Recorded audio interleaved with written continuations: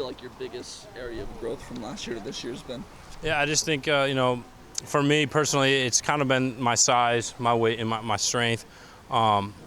This off season, I was actually able to get a full spring ball and get a winter workout in. Where last year with transferring and that whole process, I missed spring ball and only had 5 weeks to really prepare for the season. So just being able to get a full off season of strength and conditioning, that was kind of the biggest change for me.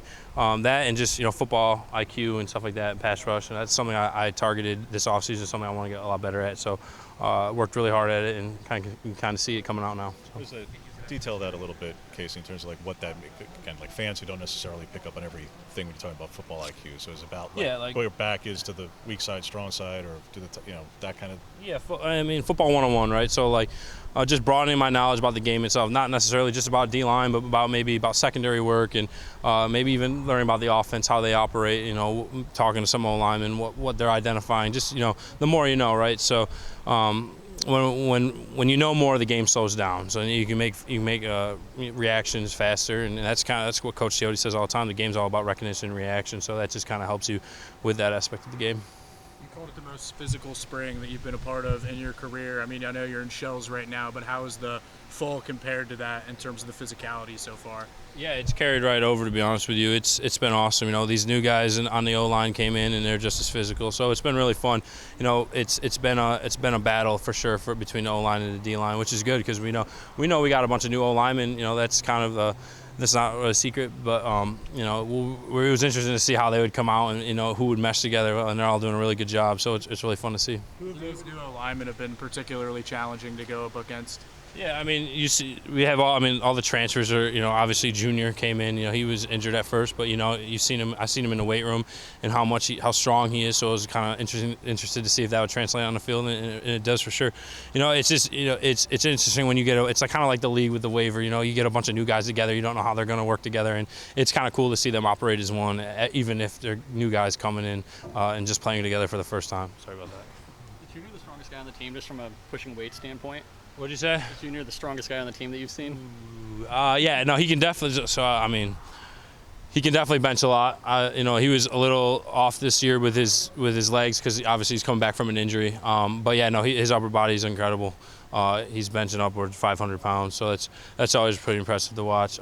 If you're going to have to debate cleaning with Jackson Powers Johnson and I, we both PR'd this year. I caught the bar. He was really close, and he could have, but he maybe was a foot or step off, and then squatting. I'll take that one. So, yeah, that's stuff we take pride in though, as big guys. So it's fun. I know it's only your second season with the program. But just how much has your leadership really grown from last year into this season?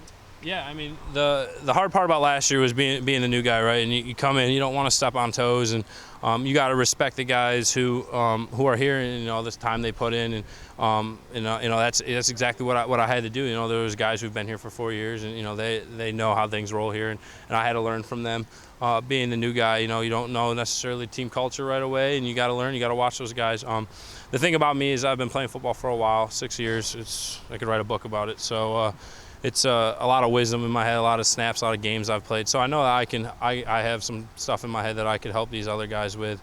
And then just being like off the road, just being the guy that everyone can count on. That's kind of what I take pride in doing the right things all the time. My dad says it to me all the time. You are what you repeatedly do. So if I want younger guys to behave that way, I gotta behave. I gotta do the right things too. So and then just being vocal. You know what I mean?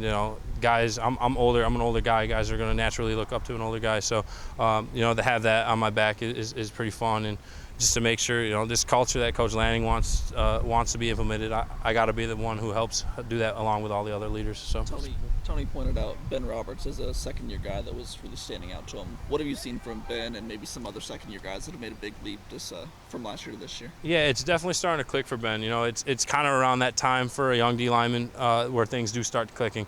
First year can kind of be a frenzy with having to get developed and then learning the playbook and stuff like that. But you can definitely see Ben taking steps forward this year, especially with his technique and his explosion. It's been pretty fun to watch. He's been doing really well out there. Is there anyone else, other second-year players on the D line that have impressed you so far? Yeah, I mean, Garner. I mean, he's not really a second year. He's kind of half year. I don't know. He came in mid-year. He's doing a really good job. He came in. The thing impressive about him was how smart he is.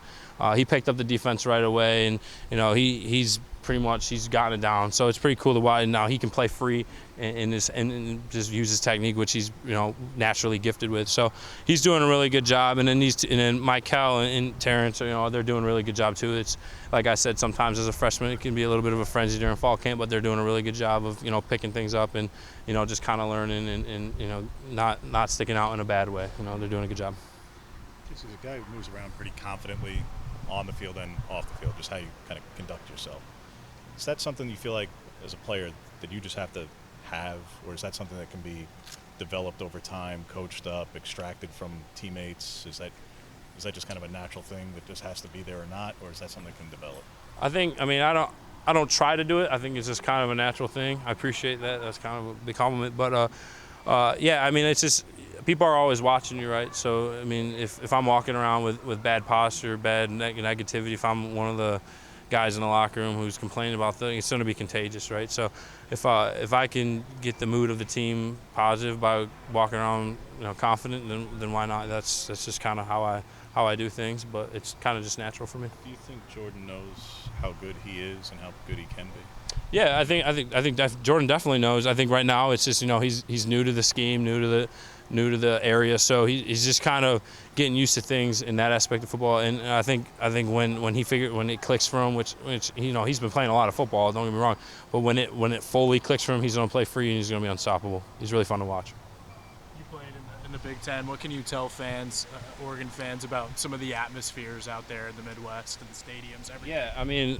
Yeah, unfortunately, I won't be here for that. I'm pretty. I was excited but bummed at the same time. No, the Big Ten is obviously it's the cathedrals of college football are in the Big Ten, right? You got a lot of the historic, traditional football teams and stadiums that will be really cool for Oregon to play in, and just as a fan aspect, a lot of times the Big Tens, the stadiums are 100,000 to 90,000, 85,000 people. So it's always fun to go into a big stadium like that. And then just to be a part of, a big conference like that will be really exciting. I think, the one thing I loved about Big Ten is like I said earlier, no matter where you go, you're playing in a historical stadium that is monumental in the game of football. So there's so much tradition, so much, as a football fan, you got to love everything about the Big Ten. So I'm really excited for the Oregon-Nebraska game. I don't know I'll be wearing green and maybe red, who knows, but that will be fun to watch. I don't know if I'll go to the game. I'll probably have to hide, but it'll be fun. How about the scheme? Last question. How about the scheme going into the Big Ten? How do you think Oregon will fit in terms of just the play style that you've kind of noticed their past 2 seasons under Dan?